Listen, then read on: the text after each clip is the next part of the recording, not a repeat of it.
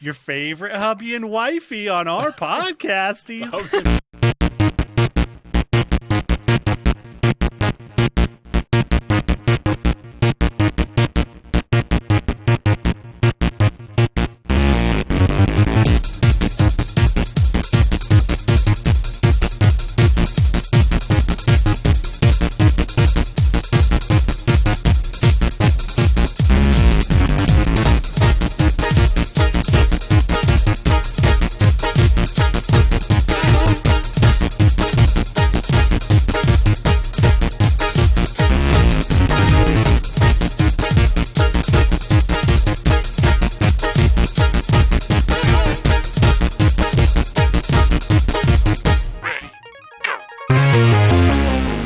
Welcome to the Rewatchers on the pod, where we finally finished Watchmen, episodes 8 and 9. You're here with me, Tyler Harris, and Gwen Hammer. Tyler McKinley. Justin Hammer.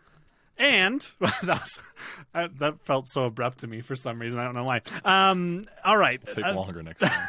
Yeah. You got the names down. Stretch it. We've got time to fill, people. Do you want me to say my full name next time? Yes, please. Okay, Yeah. If all you could right. do that, your mother's maiden name. Well, that is part of my name. Oh, okay, perfect. Then, yeah, I guess that's probably the perfect length then.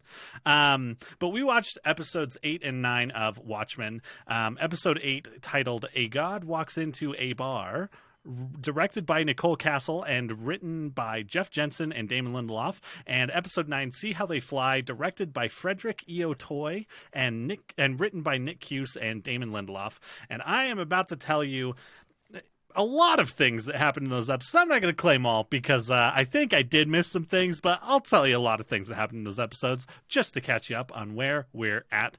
Here we go.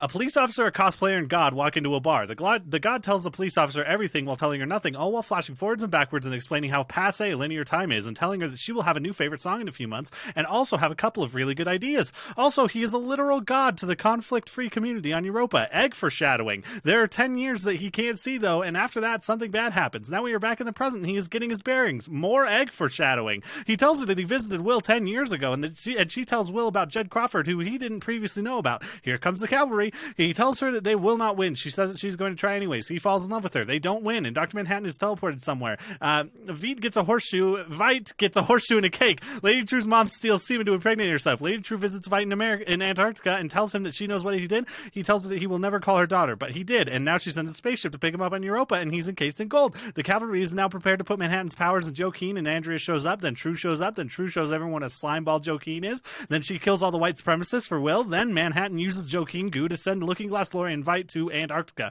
True readies her machine. Angela and John have a moment. Vite makes fish bullets to shoot at Tulsa. True's plan is foiled. Angela takes cover and runs to the movie theater. Will and Angela have a moment. She says that he can stay with them for a couple days. Lori and Looking Glass arrest Vite for his attack on New York. When Angela gets home, she finds the egg mess and one egg. She am become the Eggman. Cuckoo, kachoo.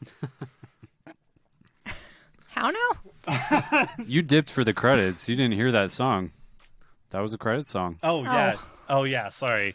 I thought you were talking to me. I was like, No, did sorry. I miss the credit? Was there something else that happens in the credits? She just falls in the pool. That's the after the credits scene. It's like, oh, it's kind of fucked up. HBO has realized a few things. I mean, they've realized they can't finish, good shows based on books. And they've also realized they're very good at, at least the people love covers of old rock songs. Yes. And they use it for all their marketing on every show now. Yeah. I don't know if Westworld started that or if that was I don't know. Or if that was the peak of Man, yeah, when did Westworld start? 2015? 14? 13? 15, 16, I think. Okay. 16 probably. Because they have 3 Time seasons. is meaningless. Yes, that is true. So much of life is meaningless. God damn it. Here we are podcasting in one of the craziest weeks of the world, at least our worlds, I think. I don't want to talk too much about it, but I do want to just acknowledge it and it'll go away. Acknowledging it is good. I'm sure, Gwen and I both had a moment at the end, at the end of this, there just right off the bat, there's a comment about, you can't just arrest the president. The whole world would end or something like that. And I just... Yeah. I like their conclusion to that that predicament a little better. Yeah. There's a very like gifable meme of like Looking Glass being Twitter and that wrench being the ban. Jump on it. Get that internet point value. Yeah, I mean that may be the only thing of value within like who knows this time next year. I'll be able to finally rent an apartment with my Reddit karma. But yeah, anyways, so that's all fun. Let's talk about the end of Watchmen. Let's start with Dr. Manhattan, because he's in this show for reals now. Yeah, what are your guys' thoughts on that episode of God walks into... the thing that we haven't talked about that I feel like I forget about every week, too, is, like, I really appreciate the titles of the episodes. Like, I think we mentioned that maybe once, but I think it bears mentioning again. And also, like, just the Watchmen title card gets a new treatment each episode, which I'm a huge sucker for. Like, I think it's cool when shows do that. Something very un-HBO of them is not having, like, an intro. Yeah, for sure. Yeah. Which would be prime ground for them to just feature another famous cover of an old rock song. Yeah. Anyways. Yeah, so let's start with the Angela in the bar in Vietnam on I'm trying to remember what the holiday. They were like signs for like the VVD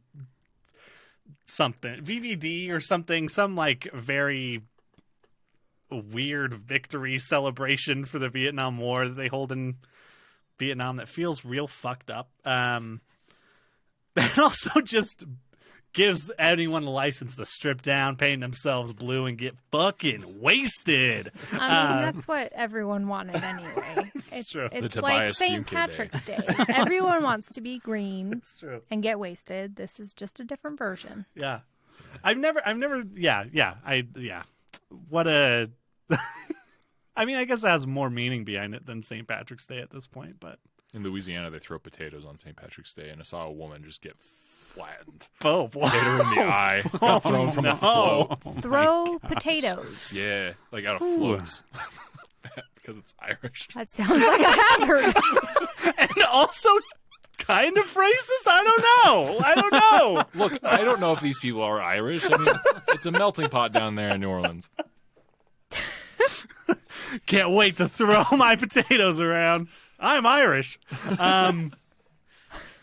Anyways, yeah. So let's talk about it. I mean, I will concede the point. Like, Dr. Manhattan is better equipped to do Dr. Manhattan cosplay than anyone else. So I think that everyone in that bar kind of pales in comparison, which is a bummer because I'm sure that they put some time in and work. It's not easy painting yourself blue, I would imagine. Do they have a Dr. Manhattan dong off? Where they like instead of like a wet t-shirt competition, it's like all the guys get up there and have to like, I don't know. It's just never mind. I'm not gonna lay out the specific rules for it. But yeah, they should. Yeah. They should. That moment, blue paint's got to be rough. The idea of wearing a mask of yourself reminds me of what's his face?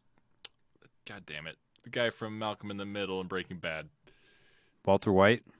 His actor's name though. Why can't I think of Bryan Cranston? Yes, when he went to Comic-Con and wore a mask of himself, and no one knew who that's he was right. until he went up on the panel and like.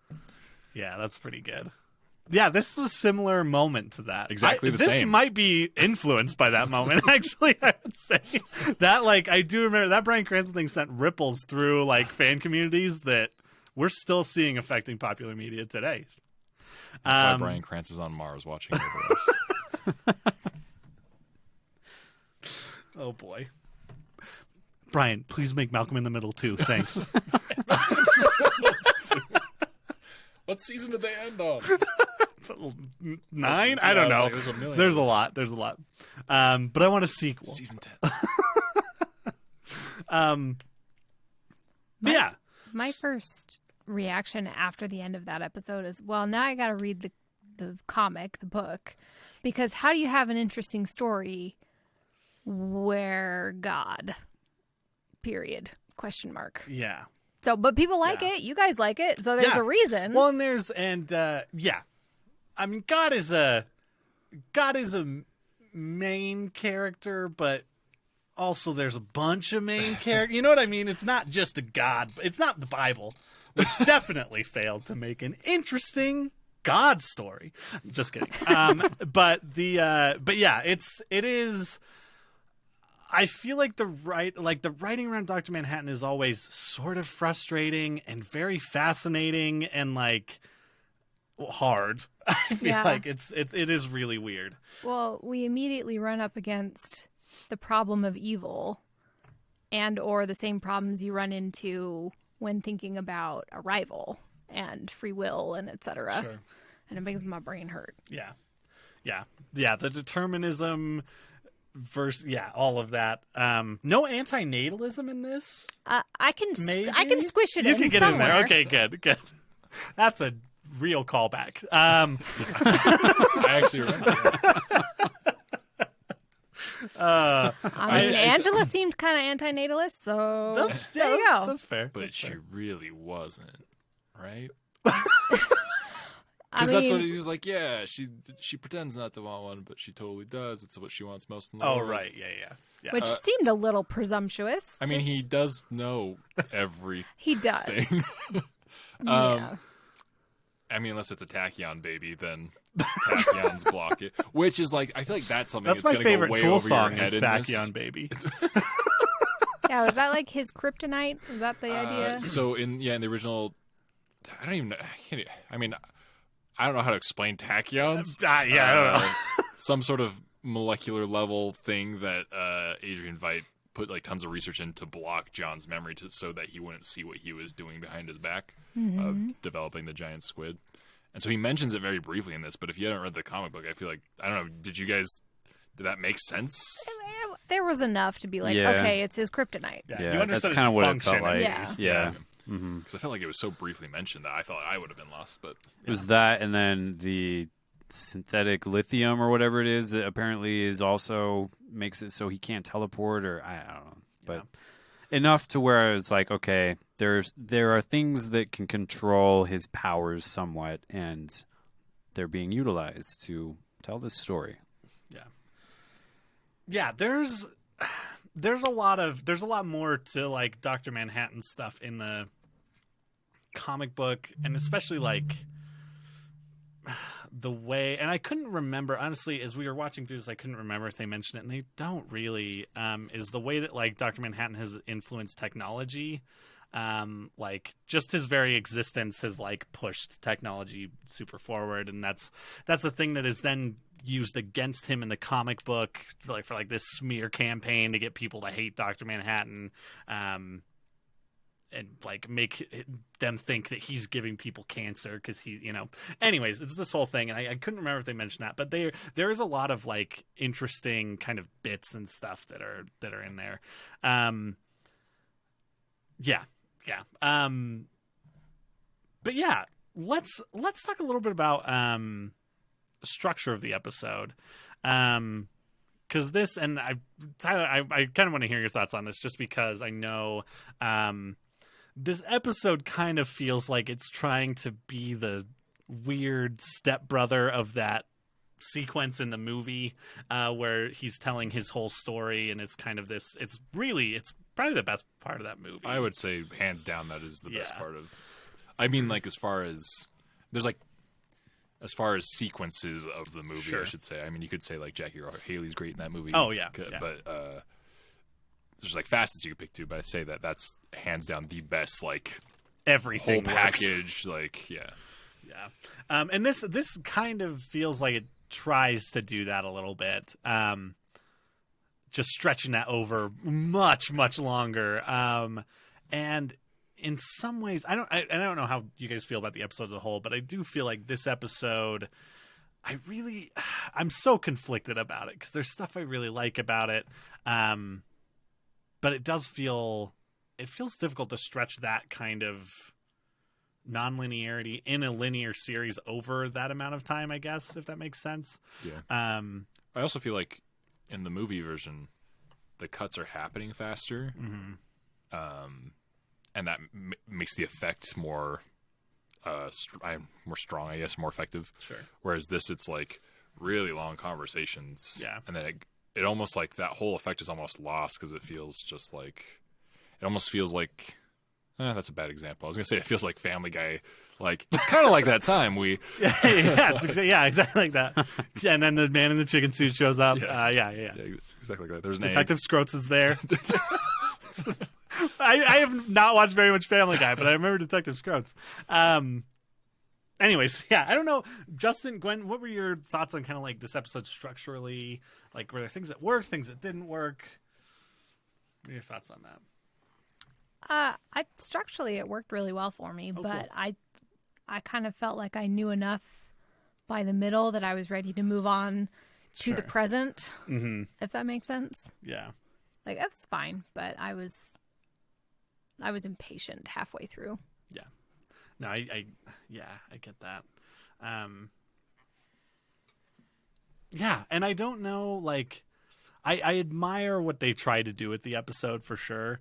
But yeah, I'm kind of in the same boat. Like, watching it, I'm like, okay, I get it. I get it. I'm to the, I mean, it's probably the weakest example of one of the things I really like about the whole show, which is it does a very good job of, because I mean, when I first heard they're doing the show, I was very skeptical. And when I saw the first trailer, I was like, oh, it looks like garbage. And man, was I wrong. But I was wondering how they were going to even do the narrative portions of the sequel, but how are they going to, from what I saw, the trailer didn't look anything tonally like Watchmen. And so I was wondering how they're going to pull that off. And they did a phenomenal job of, there's things that are in reference to and callbacks to the original source material without Force Awakenings it from Star Wars and copying it directly. It's very, very well done. And I think that this moment is probably the weakest of those, because this is definitely, I mean, we say that's a great scene in the movie. It's giving Zack Snyder a little too much credit, because that is a sequence in the comic book that is almost cut for cut the same. So it's a great storyboard. It's a great storyboard. But yeah, that is something that I do really like about the show, and I don't think this episode was awful or horrible. It's just probably the weakest of those elements, I would say. Yeah. But you have like a lot of really great ones. I mean, you even have like Looking Glass is essentially Rorschach, and he's very much to represent kind of that character. Yeah. He's like Rorschach that doesn't have the self-confidence of Rorschach, which is really interesting, which is a great, great difference. There's just lots of, now I'm forgetting all of them. I had like a bunch of them listed out in my head earlier and I can't remember any of them, but there's just lots of moments that are like, this is like very much in tone with this idea from the original. And and it does without being overbearing, over fan servicey. And I really appreciate that about this show, is that they were able to catch the tone and make something original. Yeah. Yeah, I mean, in thinking about that, I do think about like the Laurie Blake episode where you're introduced to her, that's kind of intercut with her in the Dr. Manhattan booth, like telling that joke over that. Like, that's a thing that is like... That's Rorschach's joke that he's telling... He's writing his journal? Yeah. During the funeral? Yeah, exactly. But yeah, it like that stuff feels so tonally like right on. While, like you said, kind of moving everything else forward and making something different. Yeah. But yeah, so let's just kind of talk about kind of the revelations in that episode in particular.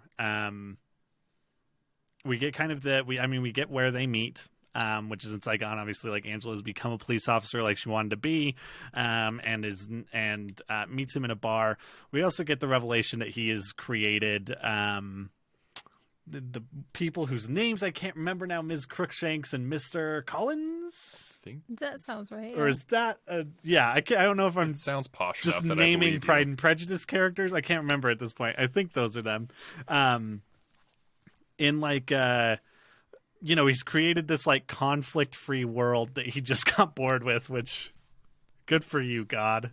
Congratulations, you fucking bastard. Well, this is where we start. I mean, we're already like going to get into conundrums that I'm like thinking about, because, and this is something I think the show and maybe you guys disagree and you think that the ambiguity is a strength of it. To me, the ambiguity was not presented in a way that it was supposed to be ambiguous. It felt very like, well, I don't know. I don't know how it feels because I don't know what their intention is here. Like, there's a lot of things that I'm like, they're either really big loopholes with the fact that he does know everything and is omniscient, or is he not? Like, and that being one of them is like, if he created it because he already knew he created it, and he needed a place to put Adrian Veidt because he knew that Adrian Veidt was going to save the world again. Yeah. Like, I don't know, but then I do. But then I feel like a lot of the messaging of it, I don't know. I got really turned off by like some of the messaging at the end. This is going to get into something else. Sorry, but like, I agree though. Like, it felt weird because it felt like everyone had agency except Dr. Manhattan. Like, Angela, if she did inherit his powers, could then go on and be like whatever she wanted to be, the avenging police officer, I guess. But like, I feel like we didn't get enough of her morality, motivation as a police officer to make that super compelling and be like, oh yeah, I want her to be Dr. Manhattan. Yeah. Just kind of like, oh, I guess she could be Dr. Manhattan now. Well, and that's a thing to have a problem with is the original story. Because you brought this up earlier, like how do you make a story with God? In the comic, but it does explore a little bit more his, because it goes through his origin story and it goes through how when he first kind of became this, he was still kind of him, but as time went on, it's like it took more and more of an effect on him, and kind of he became a completely unempathetic person, or not even a person anymore. Like, he could not have empathy. He was losing feeling. That's why he walks around naked, because it's just like, why would I wear clothes? Like, that's just stupid. Like, it's not even that thought process. It's just not a natural so thing. he has the, I guess not omnipresent, but omniscient characteristic of God, but not omnibenevolent, because that would make sense. Yeah. He becomes very indifferent, and I think that it's a side effect of being what he is, not because him as a person, like John Osterman was not an asshole who was unempathetic. It was the actual physical transformation changed his brain and how he thought. And that's exactly the same thing that's going to happen to her. Like, to me, it just feels like the kind of messaging at the end.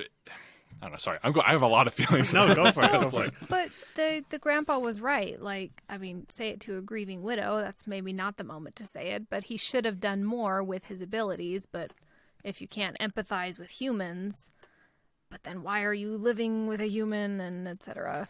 Yeah, and that's the thing, is like, there's kind of like this ending of this feels like there's someone who read Watchmen and didn't like where it ended, and wanted to change what some of those things were. They wanted justice on Ozymandias, right? Like him getting arrested at the end.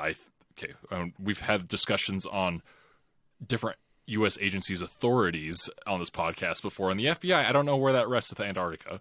I don't know if you can make arrests there legally. But also, I don't know if anyone's going to give a shit. Like, if you bring him in, it's like, I don't know, it's kind of cool. But, yeah, so you have, like, that whole thing where it's like, now he has to face, like, the justice for what he's done, whereas I felt like the interesting part of it was, like, he has to kind of live with himself after that, as opposed to getting some, like, actual physical real world justice. And then the idea of, like, well, I don't like that Dr. Manhattan just ran away to Mars. I think that we should just give it to somebody else, and then we can imply that they're going to do more things. And it's like, and then you get into a whole conversation of, well, what does it mean to be human? If you do someone who's going to fix everything on Earth, don't you just end up becoming that colony on Europa and become lifeless and soulless? Like, well, I don't know. I guess I don't get the feeling. I don't get the feeling that we're supposed to feel like she's gonna fix everything at the end, because I don't think she will. I think that we've seen enough of this world to know that it won't fix anything. You know, I mean, not that it won't fix anything, but it's not going to fix everything. And also, we've seen enough of Angela to know that, like, and of Hooded Justice. You know, like, we've seen enough examples of, like, what this power of anonymity does to a person who then can, like, is pursuing their own justice. This, you know, this ultimate power we've had in Dr. Manhattan, where it was kind of meaningless, I guess, in the end, you know, like, and so it does feel like one of those things that I don't think it's saying that like those problems are going to be fixed, but that the power's just going to continue to exist in the world, which I don't know. And that's even less of an answer or less of a like statement on anything, I guess.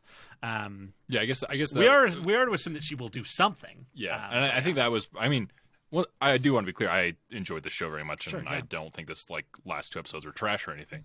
In fact, I think they were really good. A lot of things I love about it.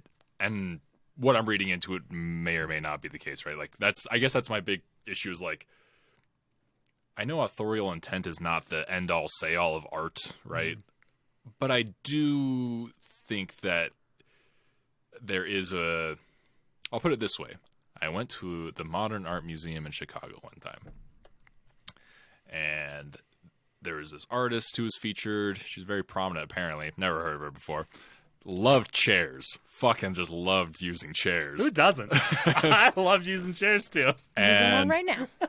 And if there I was, just became aware of the chair underneath me. if there was not someone there to explain to me who had explained to them, but who had explained to them by probably the artist, there's no chance in hell I would have interpreted it anywhere near what it was supposed to be. And and the thing that was stupid about it was supposed to be like a very real world critique on something political. And I'm like, if no one can interpret it, on something very real world, like obviously if you're doing something just to explore feelings and emotion and do it very ambiguously, that's fine because that's kind of the point, right? But if you're trying to make a real world statement, you best be speaking a language people can understand, to get that. And that's not exactly what I felt with this, but there's just a tiny shred of that I'm like, I don't know what you want me to get out of this ending, I guess. And so I don't know. That's the best way I can say that. No, I think that's a very valid critique for sure. Let's step away from the ending a little bit. And does anyone have any other thoughts? Like, we'll kind of come back to it, I'm sure, if you have more. I'm sorry, I jumped jumped the gun on that. No, you're great. Let's kind of talk about just kind of some of the other parts of this, because we've still got Joe Keane, who meets just a spectacular end. Something about the whole Joe Keane ending is one of the most hilariously ridiculous things in this whole show to me. Like, from just him like giving that monologue as he's stripping down to just the custom exactly like Dr. Manhattan underwear he's wearing. Is that what that was? Yes. I was bothered by the points on his underwear. Yes, like that's who wears that? Yeah. Like, we've seen that one other time. You see it like when they have the news footage of Vietnam and there's the giant Dr. Manhattan. That's what he's wearing in that. And that he wore a bunch in the comic book. Okay. Like, that was kind of his. That was kind of before that was like, it was what he wore when like people were uncomfortable. Yeah. Like when he went to like meet with like leaders of nations and stuff. I think you'd put that on. It's compromise underwear is what it is. And isn't it not even underwear in the comic? Isn't it like a floating Yeah. like obstruction? Yeah, it's a real life censor bar essentially for Dr. Manhattan's balls and ass crack for visiting dignitaries. But yeah, so I don't know, like, Joe Keane is like one of the characters in this that I maybe hate the most because he feels almost the most real and the most cartoonish, like, at the same time. Yeah. And I just see so much of like, this is just people on the news. This man, I hate him. But like, that whole speech, and then just, I think he's given such a fitting end. I just love it. I love all of that. I don't know if you guys have any thoughts on the late Joe Keane. I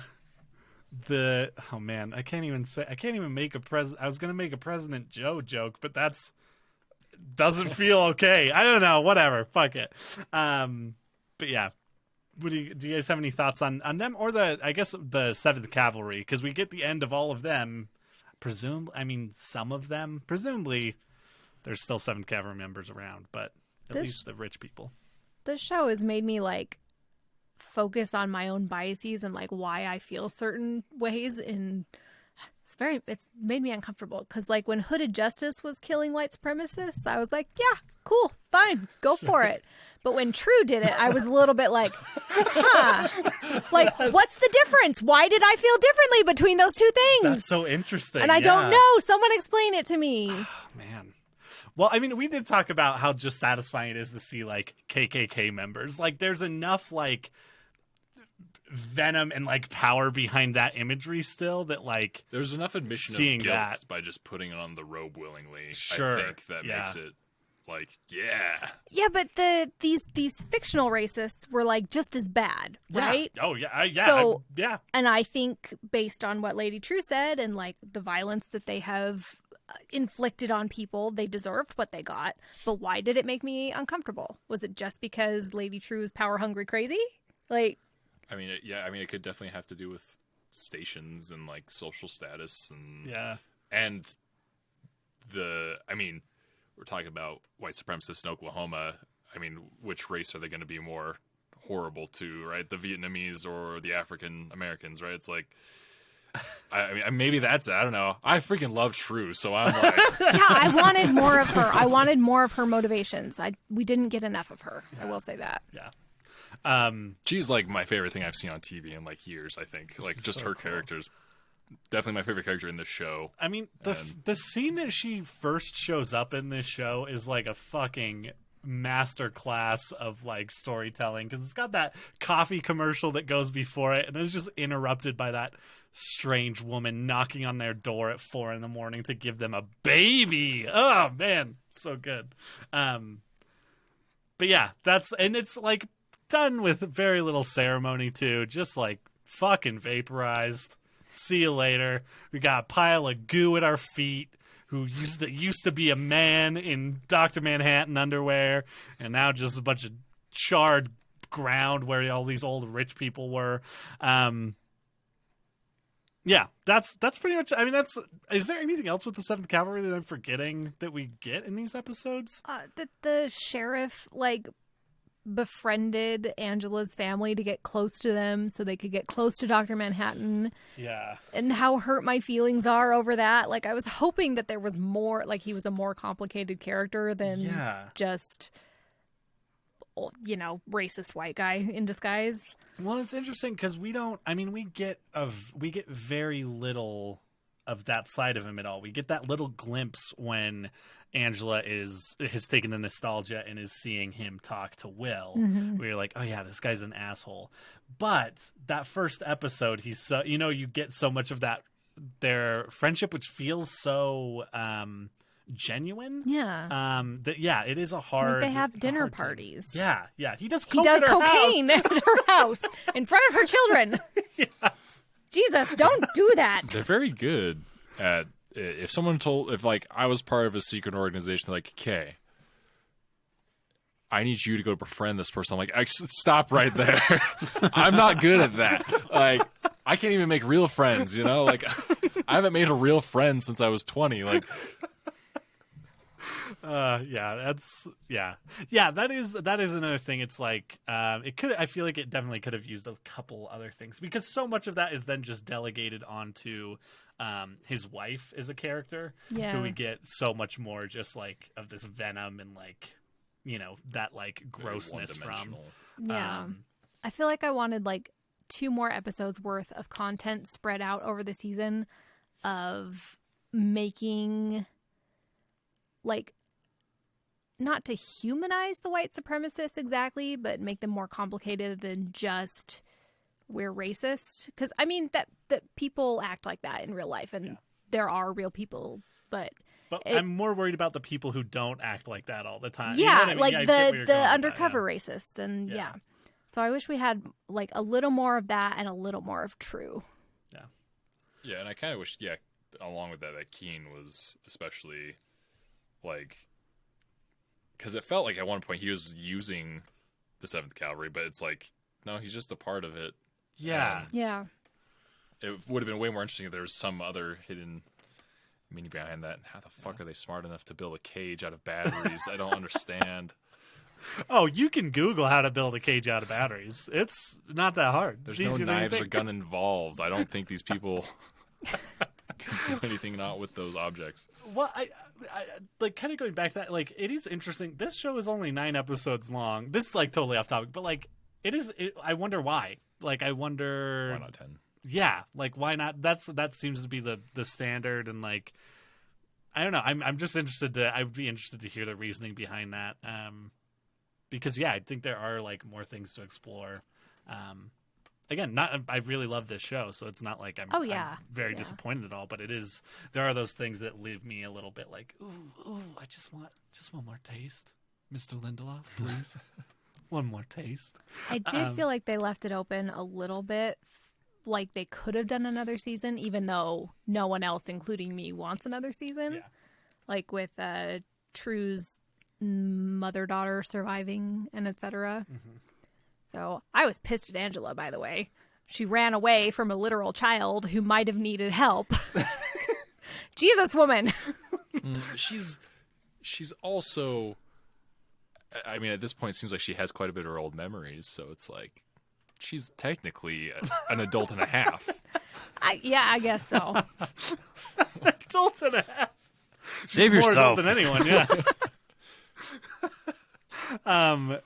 Yeah, no, that's let's talk about Lady True, like, because obviously that was a character that that people loved, and we get a lot more of kind of the backstory of Lady True, which we haven't really gotten any of up until this point.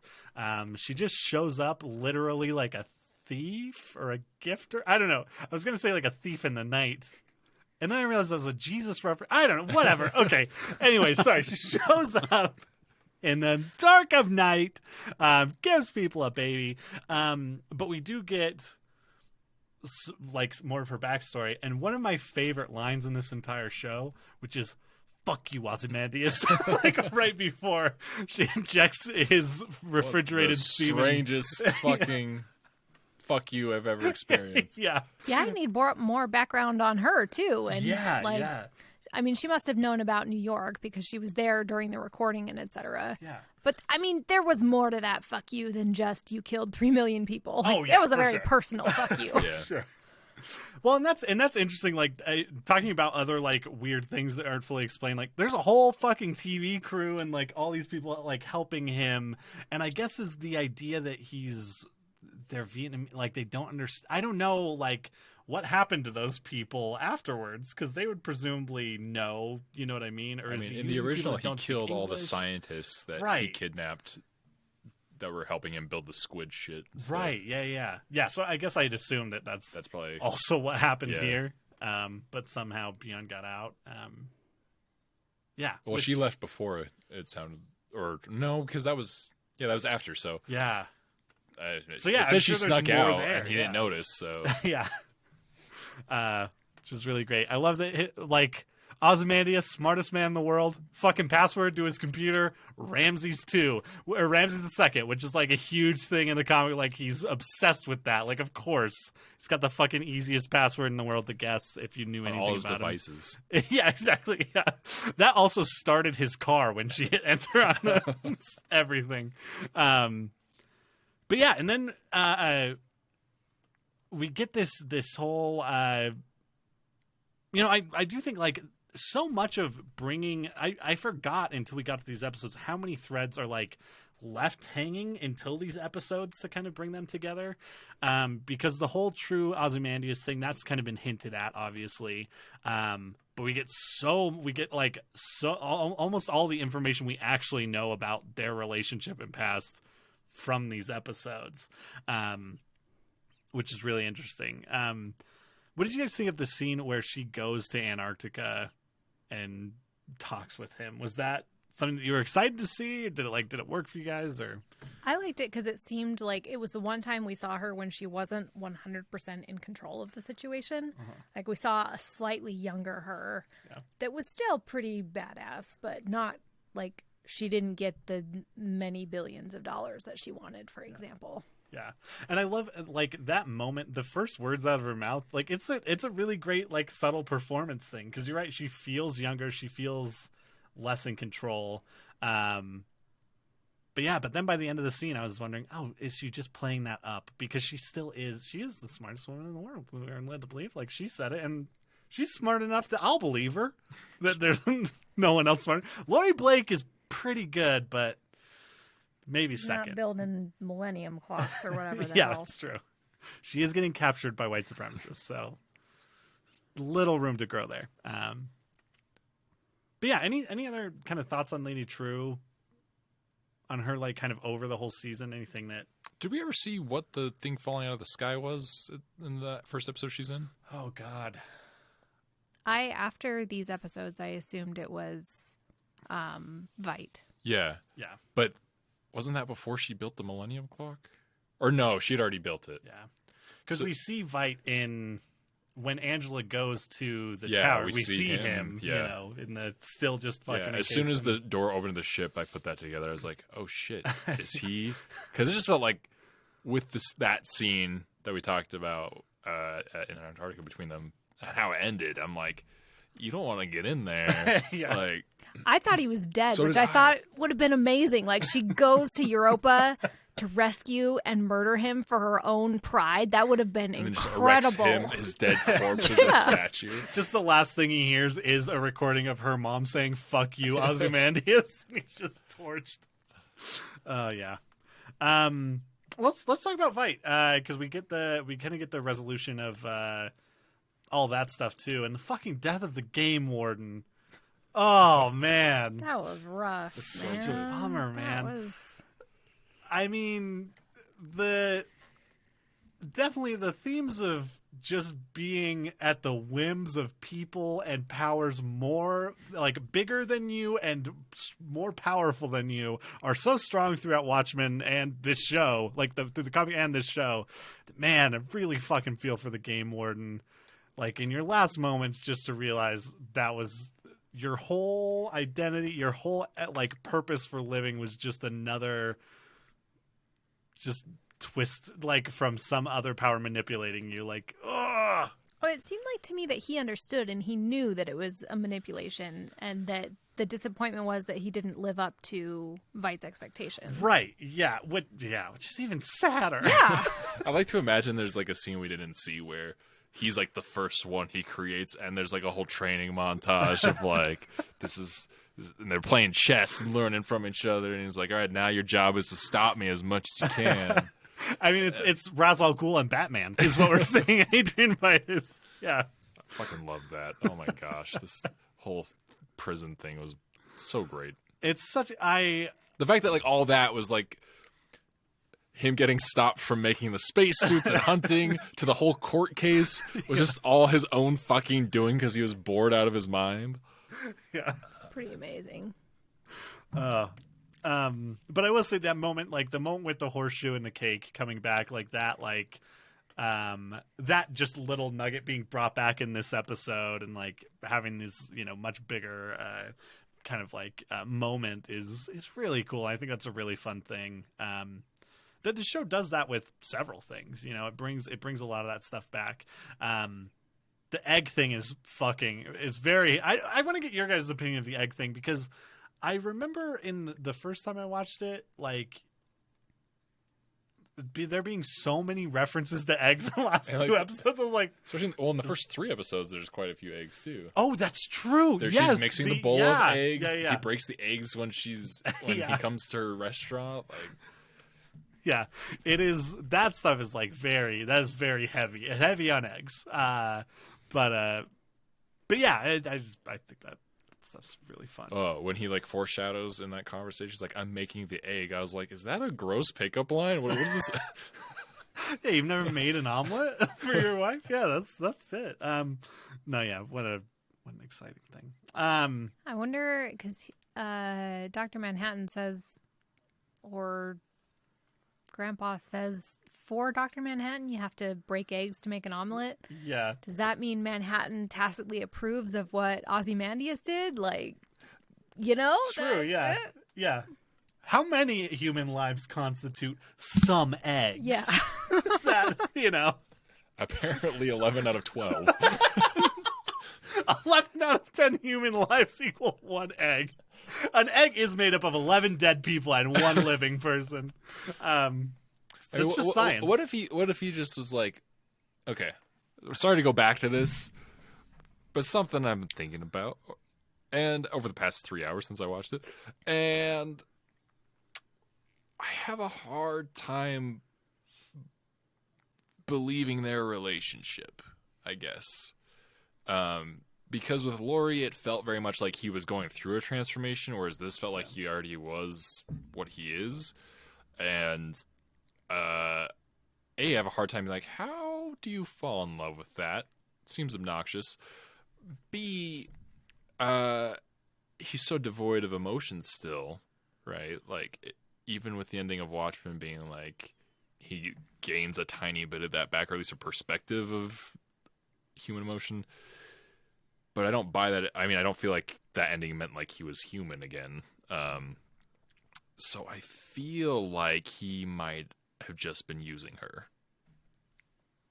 I could totally buy. Like, I didn't buy the relationship, but I thought that was just a function of not having seen enough of it to be believable, and or I found Dr. Manhattan obnoxious.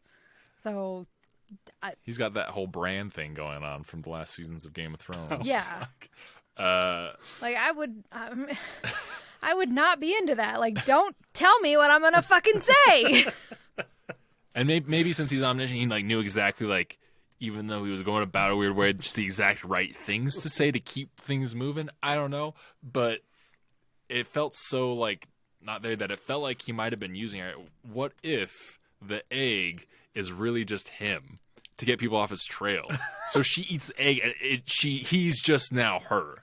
Like, I expected her to push the little circle thing into the egg, and Dr. Manhattan would be reborn. And then she ate it, and I was like, okay, I guess he said that, but... Yeah, go ahead. Oh, not or, actually. That egg was totally fake. I'm upset that she didn't commit, and when she eats the egg by the pool, totally empty. Like, there's just no a way. note that says there's just an IOU, one omelet, like, in there. Oh, fuck. Like nothing on her face. When she puts the eggshells away, it's like there's nothing on there. There's clearly, like, you know, the drippies. And I will say the confidence in the manner that she does eat that egg, not me. I'm pouring that in a glass. I'm like breaking it on the counter and putting it in a glass because there's no way I'm going to be dude, like... I was thinking about scrambling it. I was like... I was too. But does that ruin the Dr. Manhattan? Like, do you bake the Dr. Manhattan out? Is it like alcohol? Does it evaporate into the air? Oh my gosh, he's just drunk. And it's all his hallucination. Not that alcohol is hallucinatory, but his skewed perceptions. Aren't there alcoholic drinks? There are alcoholic drinks with raw egg. Right? Yeah. I mean, like, egg, yeah. You put raw anything in alcohol, man. Yeah. True. Celery? That's a thing people do. Yeah. And your Bloody weird. Mary? Yeah. Gotta have something to chew on. Yeah. Because you've got a hangover. That's why you're drinking a Bloody Mary. Is that what they're for? No, they're for the guy sitting next to me on the fucking airplane. I've been next to two people who have just gotten smashed on Bloody Marys that sat next to me, and they wouldn't shut up. That sounds so unpleasant. I hated it. Yeah, Dr. Manhattan was those guys, too. Oh, she's crazy. Okay. Back to Dr. Manhattan and being in love with a person. If we're thinking, so he's living all of his time at once, right? Which brings into question whether or not he has a choice in anything because determinism. So maybe he wasn't really in love with Angela. Maybe he was just a being on a conveyor belt, and that's where the conveyor belt went. That is. So he was human, is what you're saying. No, he was just Because that's just all of us, right? a being stuck in time, or I'm very nihilistic, so I don't know. I have a hard time wrapping my head around the whole quantum physics stuff about time and determinism, and I'm just gonna stop. Well, 'cause- Katie sent me this, right? This is a post on Reddit. It said, John didn't really die. This was all orchestrated by him to tiptoe himself out of yet another relationship when his woman started getting a little too ripe for his taste. Oh, God. Oh, my God. But that tracks with the comic book. That's what happens. That's what happens. All his love interests get old, and then he's like, this one's Rude. younger. Is he Leonardo DiCaprio? I think so. He's drunk Leonardo DiCaprio. This is all coming together. But don't worry, he loves the environment. Everything he can. Clearly. Yeah. Well, he's not doing enough with the power he has. He's this. Yes, We have cracked the case. Yeah, we did. Now I finally feel good about the way this all ended. Now I have something I can hold on to. I mean, I think that is kind of a big difference. Whereas the comic book, how it ends, is pretty nihilistic, kind of at the end, with like a caveat, which I really identify with. I know, almost kind of like. Let me explain this. Almost in the same way, not in necessarily the extreme nature of the subject matter, but with the idea that like, with a nihilistic attitude of just like life is kind of technically eternally meaningless, and we're just here being part of these molecules that assemble themselves together, and then we're just going to fade away into nothing type of thing, while also still recognizing that the moment-to-moment human morality has value, I think is something that the comic book does really well to kind of leave that conflicting taste in your mouth at the end. And I guess this is just echoing what I said earlier, just in a different way, I guess. But just this ending and this story, even especially with Dr. Manhattan and Angela's stuff, feels very. I don't know. I don't know if I'm supposed to be conflicted about it. I don't know how to feel. I guess I don't know. You don't know how to feel about being conflicted? I don't know if I'm supposed to feel. I'm conflicted about not feeling conflicted. You're doing it right. You're doing it, Peter. Oh, so you're saying the third installment of Watchmen, I'm going to feel conflicted about being conflicted about being conflicted. Okay. But it's coming exclusively in a video game form. So they're just going to make a game that will be part 3 of Watchmen. I guess the thing that is the difference is the comic book ends and I'm conflicted because of the questions it's asking and the ways it's saying it. Whereas this, I'm conflicted because I'm not sure if they presented it in the best way for the medium, I guess, is the best way I can say that. Sure. Well, are there any other... I mean, we've kind of talked a lot about everything. Do you guys have any other kind of thoughts about anything else? I'd love to see a buddy cop drama that was Looking Glass and Laurie Blake just fucking tooling around and... The most fucking awkward, like, way to handle a situation where a kid's hiding in your closet and catches you having sex.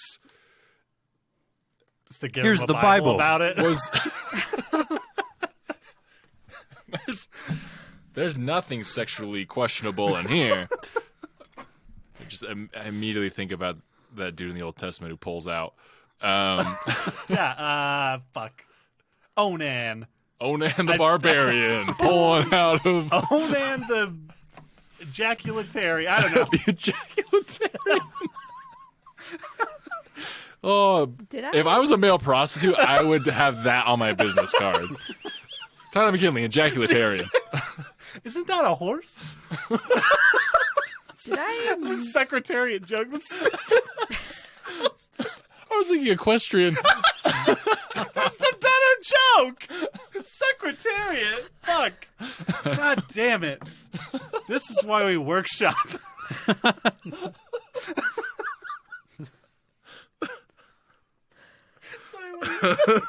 Oh, I was just wondering if I missed a seminary lesson. I don't.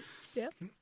Some of us actually read the Bible, Gwen. I did fucking read it. The one time I actually tried to read the Old Testament, I came across that verse. I was like, everyone, this is amazing. I'm writing this down in the same column as that one where he talks to his ass.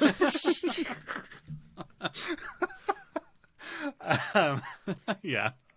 It's good stuff. Ejaculatarian. All right. But yeah, it was a fucking awkward scene.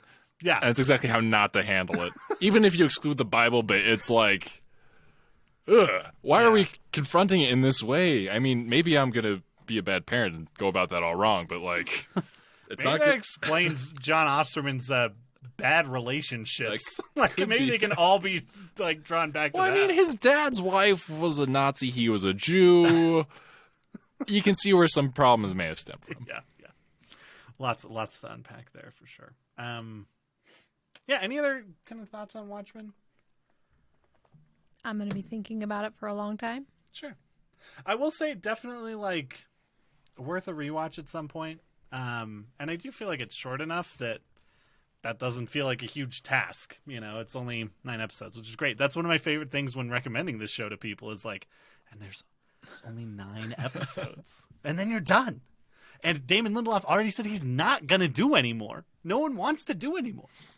So that's great. And I feel like I ragged on these episodes a lot. I really liked this series. Yeah. I think Yeah. that like, I mean, I think up until like the last 3 episodes, I was like, this is like one of the best shows on television. And now I'm like, it's really good. Yeah. It's not one of the best shows on television, but it's like, I mean, I've only probably watched a whole of like 6 series all the way through because I don't do television as much as I do movies. But I recommend highly. Yeah.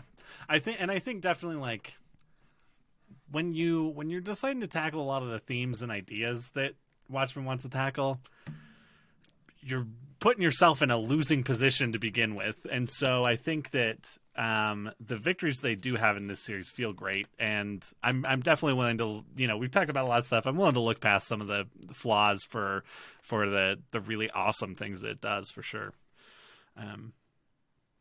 Yeah. All right.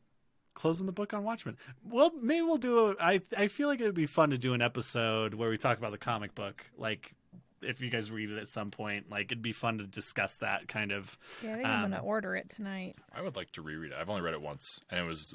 You should I saw read the it. movie first, and then the next night I borrowed Watchmen from you and read it. Oh, that's right. And- Oh, that's so weird. I thought you had read it before for some No. reason. Oh, okay. Wow.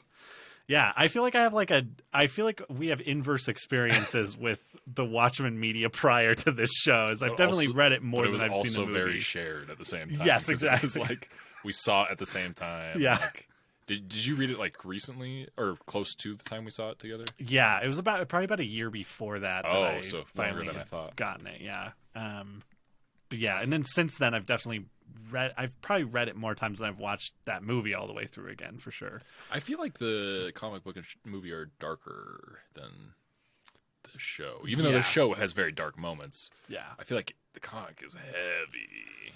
it is. Like- Yeah, for sure. I mean, you got all those Tales of the Black Freighter shit going on Oh, just yeah. in between chapters. Which I love in the comic. Fucking the movie version of that. Something we didn't talk about that I do want to touch on briefly. Yeah. Is, and I know we got different opinions on it, so I think it'll make it interesting. The difference I like better from the movie to the comic book is that instead of a giant squid falling on New York and other cities and blowing up and then being like, aliens, we need to defend against aliens, it's actually this like energy bomb that goes off that is using Dr. Manhattan's atomic signature. And so everyone is like, fucking Dr. Manhattan's trying to kill us all. And everyone's like upset with him. So that's what, like, in both he goes to Mars, but one is to like, oh, I'll go watch for aliens. The other one is like, I'll get the fuck out of here. Like, and everyone's united in fear of Dr. Manhattan versus everyone being united in fear of aliens, which I felt like to me was more believable and also was really good for John's character as well, because we do see through the comic book like a slow breakdown of him, and to the point where he has this like outburst and then he leaves and goes to Mars, and then that whole thing is just used as an excuse. So it's like, you did say though, and I agree with it, like I love how the show handled the ending. I don't like as much. I think they used it very cool and smart in a way that was very entertaining to me, and I really liked. I don't think the show did anything to change the fact that I still like that choice better, I think, overall. But it did make me hate the original choice less, I think. Interesting. But yeah, I don't know. That's what I had to say.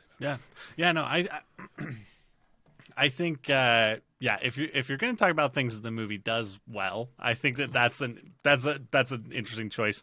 I I will say I think I like the ending to the comic book a little bit more, just because for me it maintains this idea of, because another thing that the comic explores, I think, a little bit more than the show, well, definitely more than the show, is this idea of like hero worship and how that is still this huge tool for manipulation. And I think that like the idea of Dr. Manhattan leaving but still being this symbol of like hope and power and whatever to people who are just being duped constantly is really dark and fucked up to me. And also I see that I feel like that happens a lot with people. But yeah, I don't know. I think that both of those are really interesting, and I like the idea that it's two very different takes on essentially kind of the same outcome for that character, though sending him on kind of different trajectories. But yeah, I think it's interesting. But yeah, maybe we'll do a comic book. Maybe we'll do a comic book and watch the movie at some point in between some other stuff, and kind of once people have time to do that, or if they have time to do that, maybe we'll do that in the future. I think that'd be really fun. And then to kind of be able to unite all of these things. And before that, I'll read every Before Watchmen. I'll read Doomsday. I'm not going to fucking read that shit. Get out of here, whoever your ass is. Is it Jeff Johns? No, I don't know. Anyways. I have no idea. That's it for Watchmen. We are going to be, in the next few weeks, over the next 3 weeks, I guess, starting and finishing a new show and movie. And we're finally going to be putting Tyler's greatest strengths to the test as our resident anime expert. And we're also going to have a very special guest who we'll introduce to you next week that we've been trying to get on the podcast forever, and I'm very excited that he's going to be here. But we're going to be watching Made in Abyss. Made in Abyss, which is on. It is not a sequel to Made in Manhattan, like I originally thought. Like you were hoping. I know. It's misleading, but it is on Amazon Prime. The entire series is on Amazon Prime. There was also a movie that was released last year that we're going to be watching, but we'll have to figure out. It's kind of we'll have to figure out some other way to watch it, and we'll kind of let you know what we're doing there. But go ahead and watch that. We're going to be watching the first 8 episodes for next week. So we're going to be talking about a lot, I assume. I have seen very little of this show. None of us here have seen it, actually, right? Has anyone watched it? I haven't seen it. Cool. So it'll be very fresh for us. We'll have our Sherpa, our anime Sherpa here to guide us, who has watched it and is excited to talk about it. So we'll be doing that next week. And if you need to reach out to us, talk about Watchmen, whatever, fucking Twin Peaks, fucking movies, anything, I don't know, YouTube, whatever, let us know. Our email address is rewatchersonthepod@gmail.com, or you can follow us on Instagram and Twitter @rewatcherspod. And we're going to take a little break and then could be back with some recommendations for other stuff. Thanks.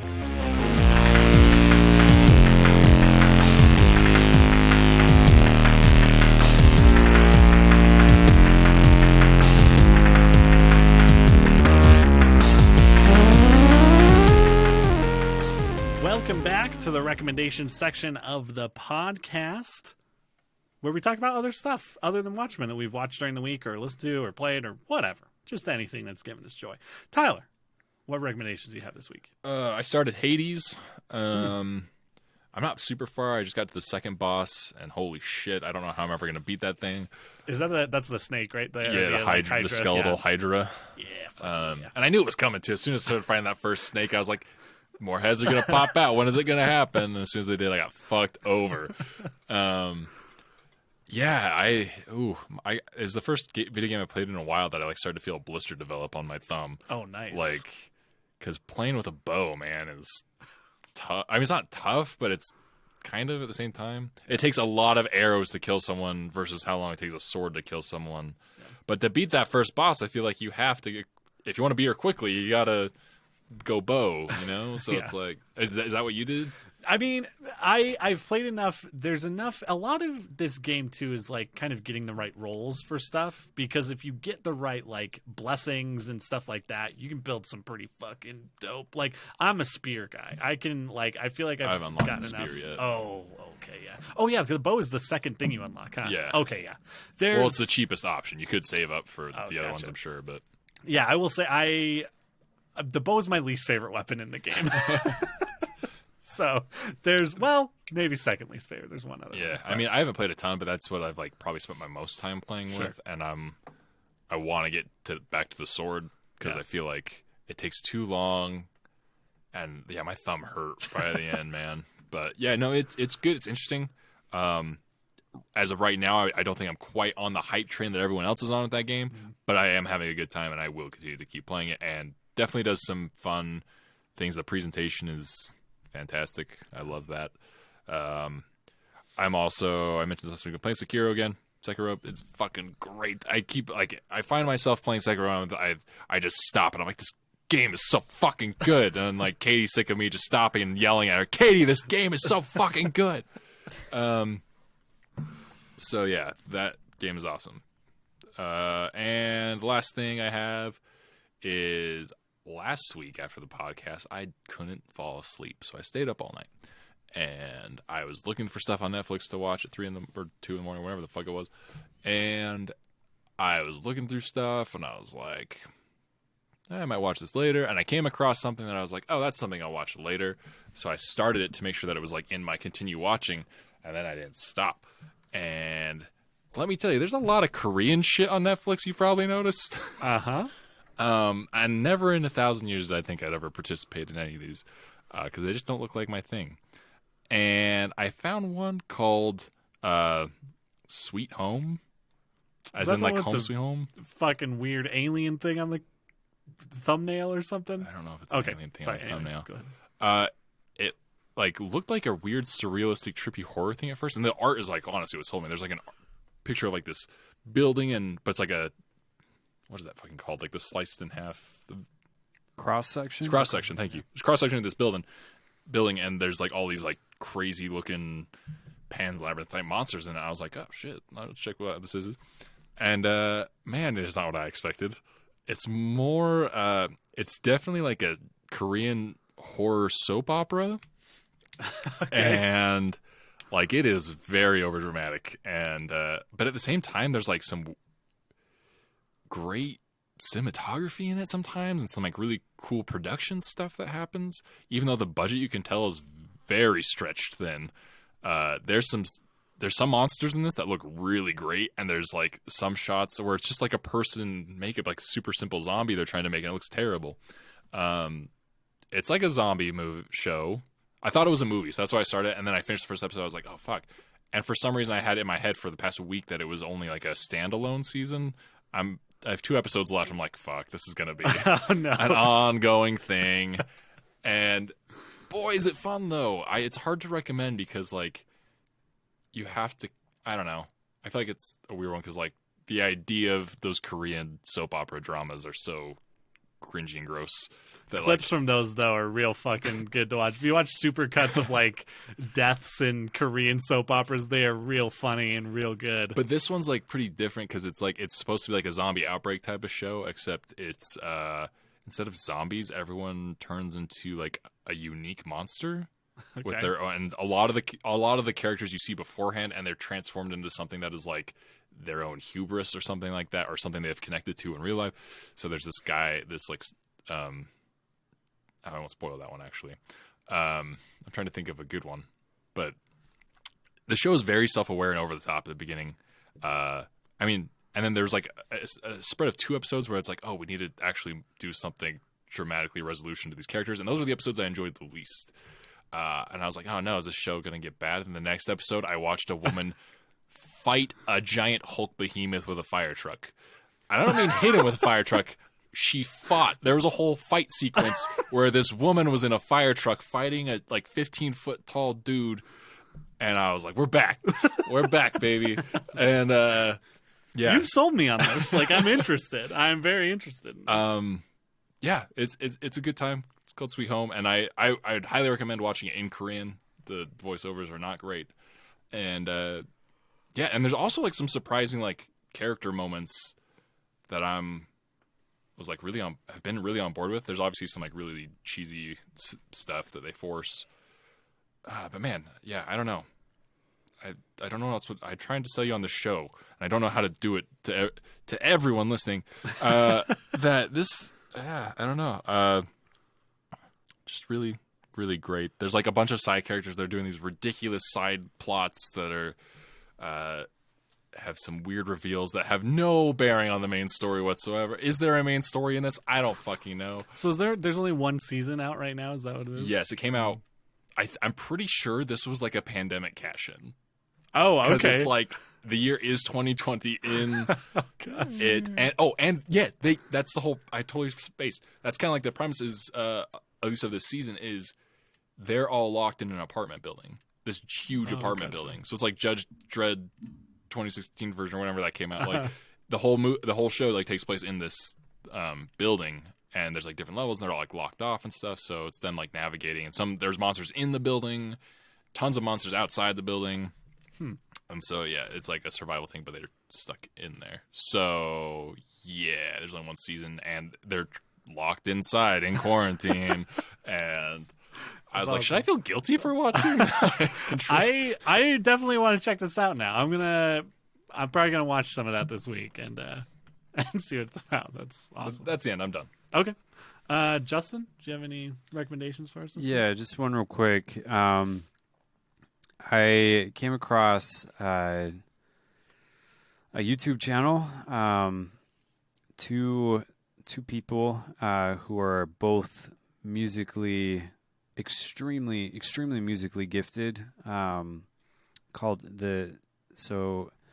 a pianist and a drummer. The pianist, she goes by Domi, Domi, and then the drummer, his name is JD Beck. She is, I think, either 19 or 20 years old. Has either graduated from the Berklee School of Music or is currently attending. And he, I'm assuming, is still in high school. I don't know for sure. But they do their own thing. She plays keys and does a lot of like the bass stuff with like organ pedals and stuff. And he shreds it on drums. And I don't know how I hadn't heard of these people before, because they like, she is a monster when it comes to like playing just like improvisation on the piano. Like somebody who like, I try and pay attention to what's going on in like the jazz world, because that's my background, and I hadn't heard of her before for some reason. But and then JD is like, it's one of those things where you recommend them because you want other people to feel bad about like all of the work that they've done. Yeah. Because that's how I feel. Like they are both. I can't think of the word. Like not like like savant is a good word, but like there's another word. Prodigy. Yeah. Very much so. But it, like, once you get over that initial, like, why did I ever practice and why did I go to school to do this? Because I'm not doing it anymore and I'm a piece of shit. Once you get over that and you can just enjoy it, it's really good. Okay. So Domi and JD Beck, check them out. They're probably, they're going to be around for a long time doing some really cool stuff, and I'm really excited about them. Cool. And are they so they are on the same YouTube channel? Do they have yeah, that's the name of the channel as well. Okay. Is Domi and JD Beck. Yeah. Okay, cool. Mm-hmm. Awesome. Yeah, I'll definitely check that out. Gwen, did you have some recommendations for us this week? Kinda. Okay. So, after I'm open to Dune, kind of recommendations. I haven't really wanted to start anything, so I've got... Oh, they said Doom. I was like, you fucking play Doom? No. No, I'm playing Minecraft. Did you know you can play Doom in Minecraft? All right, I'm in. But I've got Kafka on the Shore and 100 Years of Solitude queued up, and I just haven't wanted to start. So my recommendation is for your running playlists, Mo Bounce by Iggy Azalea. The end. Wow. I didn't think we get an Iggy Azalea recommendation on this podcast. I didn't either, but I listened to it, and now it's on my playlist, and I love it. Okay. I respect that. I'll check that out. Okay, yeah, I just have a few things. I also have a music recommendation. Definitely not for a running playlist. If you're 30 and still into emo, you should check out Spanish Love Song's new album, Brave Faces Everywhere. Real good. Yeah, I don't know what else to say about it. I feel like if what I said earlier is true, you should check it out. You might like it. I'm sorry, who? The band is Spanish Love Songs. Never heard of Spanish Love Songs. Yeah, so they just came out with an album early last year. And I was kind of listening to it a little bit last year, but something about the last month, I got really into it, and I'm really, really loving it. The other recommendation I'm going to have is a video game that I think is like 6 years old, 5 or 6 years old. But I have been really wanting to play Diablo 3 again, but I've played a whole hell of a lot of Diablo 3, so I wanted to play something that was like 85% Diablo 3 and 15% new shit. But I ended up getting this game in the Steam sale called Grim Dawn, which is kind of it's a fucking Diablo game. It's the exact, like, even down to like key bindings, it's almost exactly that. But it's really good. It's a really good one of those, because there's a lot of those type of games, and not very many of them are super great. But Grim Dawn is really good, and it's just kind of the setting is like a more gothic fantasy than Diablo 3, I would say, where Diablo is very much more of a like elevated heaven and hell, Dark Ages kind of feeling fantasy, but this has, like, you've got character classes that just have guns and stuff like that. But yeah, it's really fun. I've been having a blast with it. I will say, with the caveat, I don't think it does a great job of onboarding you if you haven't played a Diablo type game. I don't know it does a great job of telling you what that is, but other than that, it's really good. The last recommendation I have is something I was going to recommend last week and I forgot, was a wrestling thing. Honestly, there's a whole fucking awesome shit ton of stuff that's happened in wrestling in the last 2 weeks, including Snoop Dogg. I was going to say, I saw that. Did you see that? Yeah. Yeah. Snoop Dogg doing the world's oddest looking, I'm just going to call it a dog splash off the top rope. I'm going to let him have that as his own thing. It's real good. I thought the man's legs were going to break when he landed on the mat. The whole lead up to that is amazing. When he's like getting him to move the guy a little bit closer, and then he's like, yeah, and then he climbs to the top rope. You're like, holy shit, I'm about to watch Snoop Dogg, a man who's over 50 at this point, like, do a wrestling move, which is real fun. But I want to talk about the AEW show the week before that. So the show before that, they had revealed kind of in the week before, one of the wrestlers AEW had passed away. He hadn't been on TV for a few months, and everyone just thought it was an injury, but he ended up dying. And it was Brody Lee, who I think that you've seen. Yeah, we've seen him we before. saw Yeah, him. you saw. Yeah, he had the match with John Moxley that was really phenomenal. His last match was this dog collar match with Cody Rhodes. It was really, really great. But he ended up passing away due to some like lung conditions that they've said aren't COVID related. But he was at the Mayo Clinic, like all this stuff. And they did a tribute show to him. And it was really, really fantastic and emotional, and just a really kind of incredible portrait of kind of not even just, especially not him as a wrestler, but him as a person. And you've kind of seen it all over wrestling Twitter, is basically there wasn't a person that didn't like Brody Lee, which is a weird thing to be able to say about a wrestler, I think, because a lot of them are extremely unlikable. But he was just a person that no one had a bad thing to say about him. And they did a bunch of bits with his son, his 8-year-old son, who also came out and cut a promo on their YouTube show against Marco Stunt, who's the little guy, Brody Lee's 8-year-old son is about 5 inches shorter than Marco Stunt. and cuts this pretty awesome promo on him and is maybe going to do some stuff. I don't know. It'll be fun to watch. But there's just some really great moments from that and some awesome stuff that they did. And it's definitely worth, like, a wrestler that's worth remembering. Yeah. And then also probably over the next few months, they're going to be doing some wild shit in wrestling. Just because Kenny Omega is now the champion, and his old tag partner from New Japan, that they had this long-running storyline for 7 years. He is now the double champion of New Japan, and there's all these hints that they're going to be crossing over with Japanese wrestling, which would be really, really cool and all I want. But yeah, no better time. Fucking wrestling is good. All right, that's it. Those are all the recommendations. Like I said, we'll be back next week with Made in Abyss, which you can watch on Amazon Prime. We'll be watching the first 8 episodes of that and talking about it. We're going to go through this series pretty fast, but I'm excited. I think it'll be fun to just burn through something and be able to talk about a whole bunch of shit. So, but yeah, you've been here with me, Tyler Harris, and Gwen Hammer. Tyler McKinley. Justin Hammer. Cuckoo Cachoo.